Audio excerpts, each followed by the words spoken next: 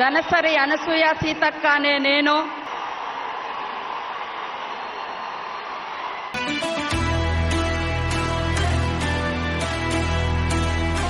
దనసరి అనసూయ ఒకప్పుడు నక్సలైట్గా పనిచేసిన ఒక సాధారణ మహిళ ఇప్పుడు తెలంగాణకి క్యాబినెట్ మినిస్టర్గా ఎలా ఎదిగారు, ఆమె జీవితంలో పడ్డ కష్టాలు ఏంటో, ఆ కష్టాలను గెలిచి పోరాడి తెలంగాణ ప్రజలకి iron lady of the Telangana సీతక్కగా ఎలా అయిందో ఈ వీడియోలో మీరే చూడండి. 1971 జూలై 9న సమ్మయ్య సమ్మక్క దంపతులకు వరంగల్ జిల్లాలోని ములుగు మండలంలోని జగ్గన్నపేట గ్రామంలో జన్మించింది దనసరి అనసూయ అలియాస్ సీతక్క. సీతక్క ఇంటి పక్కన ఉన్న ప్రజలు సీతక్కకి అనసూయ అనే పేరుని పెట్టారు. సీతక్కకి ఒక అన్నయ్య కూడా ఉన్నారు. ఈయన పేరు సాంబయ్య. ఈయన పీపుల్స్ వార్ పార్టీలో చేరిన కొన్ని సంవత్సరాలకే జరిగిన ఒక ఎన్కౌంటర్లో చనిపోయారు. ఇక సీతక్కకి తను 7 సంవత్సరాల వయసులో ఉన్నప్పుడు ప్రభుత్వ పాఠశాలలో చేర్పించారు. తర్వాత 7th క్లాస్లో హాస్టల్లో చేరారు. ఆ హాస్టల్లో తను పురుగుల అన్నంతో పాటు ప్రతి అమ్మాయికి ఇచ్చే డబ్బుని కూడా ఇవ్వకపోవడం, కనీస సౌకర్యాలు లేకపోవడంతో 1986లో తనకి 13 సంవత్సరాల వయసు ఉన్నప్పుడు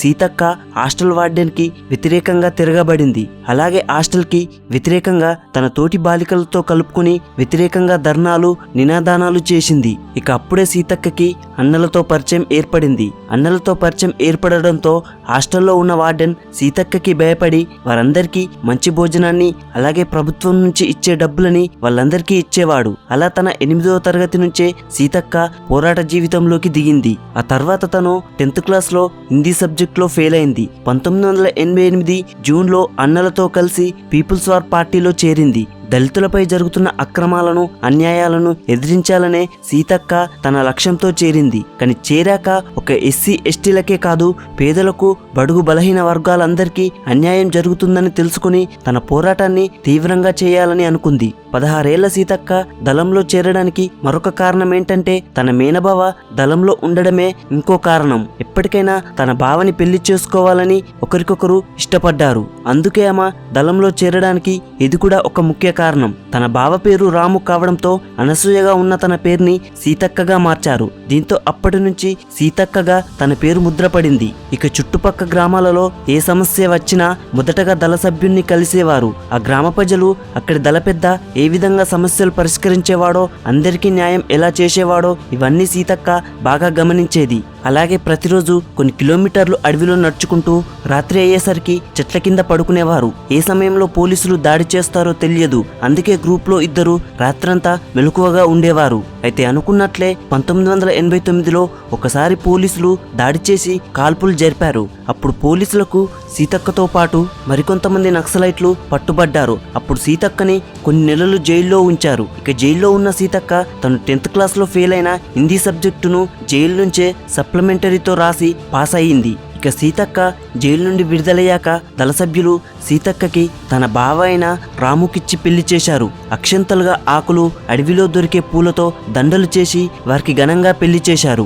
ఆ తర్వాత వీరిద్దరికి ఒక బాబు జన్మించాడు. ఆ బాబుకి అడవిలో ఉన్నప్పుడు ప్రతిఘటన అనే పేరును పెట్టారు. 2 నెలల వయసు ఉన్న ఆ బాబును పెంచడానికి వేరే వాళ్ళకిచ్చి పెంచమని చెప్పారు. ఆ తర్వాత ఆ బాబు పేరును సూర్యగా మార్చారు. కానీ కొన్ని సంవత్సరాల తర్వాత భార్యాభర్తలకి మనస్పర్ధలు వచ్చి వారిద్దరూ విడిపోయారు. ఆ తర్వాత దళంలో విభేదాలు రావడంతో 1996లో సీతక్క దళం నుండి బయటికి వచ్చేసి పోలీసులకి లొంగిపోయింది. ఆ తర్వాత IDDA అంటే ఇంటిగ్రేటెడ్ ట్రైబల్ డెవలప్మెంట్ ఏజెన్సీ అనే స్వచ్ఛంద సంస్థలో చేరింది. అక్కడ సీతక్కకి నెలకి 3500 రూపాయల జీతం ఇచ్చేవారు. ఆ సంస్థలో చేరాక సీతక్క కరీంనగర్ నుండి శ్రీకాకుళం వరకు ట్రైబల్ ఏరియాలో ఉన్న ప్రజల సమస్యలు పరిష్కరించడానికి తిరిగేవారు. ఇక అప్పుడే ప్రజలకి ఉన్న సమస్యలన్నీ సీతక్కకి అర్థమయ్యాయి. ఇక సీతక్క పైన ఉన్న నమ్మకంతో ఆ సంస్థ వారు సీతక్కను గ్రూప్ లీడర్గా చేశారు. అప్పుడే టీడీపీ పార్టీ గిరిజన మహిళలకి పెద్దపీట వేయడం, ఆ మహిళలు గ్రూప్గా ఏర్పడి ఆ మహిళలు కొంత డబ్బుని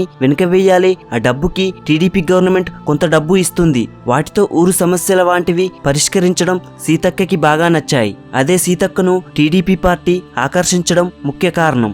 ITDAలోనే పనిచేస్తూ సీతక్క ఇంటర్లో CEC డిగ్రీలో లా కోర్సును పూర్తి చేసింది. ఆ తర్వాత టీడీపీ ప్రభుత్వం గిరిజన ప్రాంతాల్లో ST మహిళకి ఎమ్మెల్యే టికెట్ కేటాయించడంతో మరికొంతమంది స్నేహితులు కూడా నువ్వు పోటీ చెయ్యి అని సీతక్కకు సలహా ఇవ్వడంతో సీతక్క సీతక్క ఆలోచించి రాజకీయాల్లో ఉంటే ఇంకా ఎక్కువగా ప్రజలకి సహాయం చేయవచ్చని ఆలోచించి రాజకీయాల్లోకి రావాలని నిర్ణయించుకుంది. 1999లోనే టీడీపీ ప్రభుత్వం నుంచి ప్రయత్నించింది. కానీ అప్పుడు ఆమెకు టికెట్ దొరకలేదు. కానీ 2004లో చంద్రబాబు నాయుడు ములుగు అభ్యర్థిగా సీతక్కని ప్రకటించాడు. తొలిసారిగా టీడీపీ తరపున ములుగు అభ్యర్థిగా కాంగ్రెస్ అభ్యర్థి వీరయ్య మీద పోటీ చేసింది. ములుగు నియోజకవర్గంలో సీతక్కకి మంచి పేరు ఉన్న ఎలక్షన్స్ కి తక్కువ సమయం ఉండడంతో నియోజకవర్గం పెద్దది అవ్వడంతో నియోజకవర్గ ప్రజలందరినీ చేరుకోలేకపోయింది. దాంతో వీరయ్య చేతిలో 14,000 ఓట్ల తేడాతో సీతక్క ఓడిపోయింది. అలాగే స్టేట్ లో కూడా టీడీపీ పార్టీ ఓడిపోయింది. అయితే చంద్రబాబు సీతక్కని పిలిచి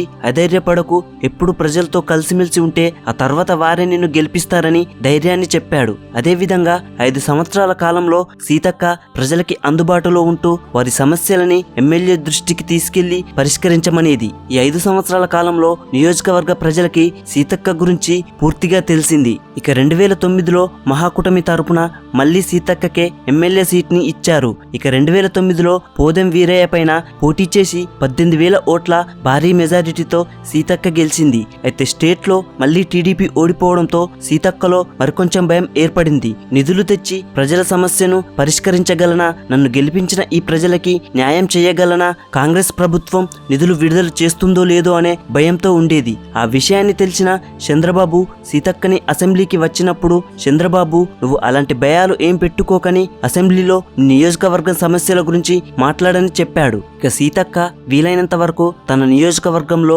అభివృద్ధి కార్యక్రమాలను చేసింది.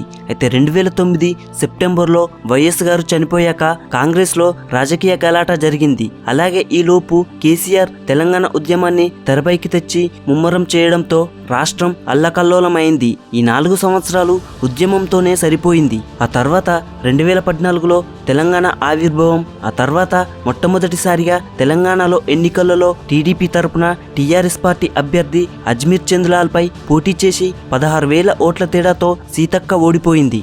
అయితే సీతక్క 2018లో కాంగ్రెస్ లో చేరి అదే అభ్యర్థి అజ్మీర్ చంద్లాల్ పై పోటీ చేసి గెలిచింది. ఈ ఎలక్షన్స్ లో 22,000 ఓట్ల భారీ మెజారిటీతో గెలిచింది సీతక్క. కానీ కాంగ్రెస్ అధికారంలోకి రాలేదు. మళ్లీ రెండోసారి టీఆర్ఎస్ అధికారంలోకి వచ్చింది.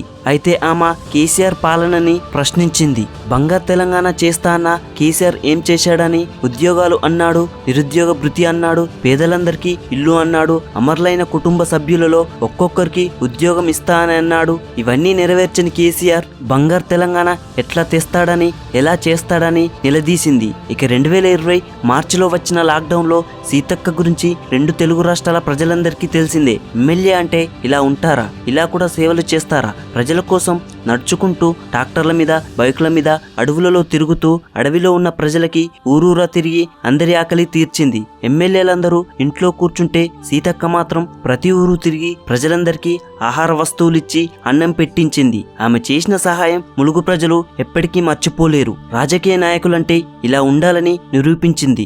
నాయకులలో సీతక్క ముందుగా ఉంటారని నిరూపించుకుంది. ఇక రీసెంట్ గా సీతక్క ఉస్మానియా యూనివర్సిటీ నుంచి డాక్టరేట్ కూడా సాధించింది. అలాగే 2023 ఎలక్షన్స్ లో కూడా ఆమె చేస్తున్న సేవా కార్యక్రమాలను గుర్తించిన కాంగ్రెస్ అధిష్టానం ములుగు నుంచి మరోసారి ఆమెకే టికెట్ ఇచ్చింది. దాంతో మళ్లీ సీతక్క భారీ మెజారిటీతో కాంగ్రెస్ తరపున పోటీ చేసి గెలిచింది.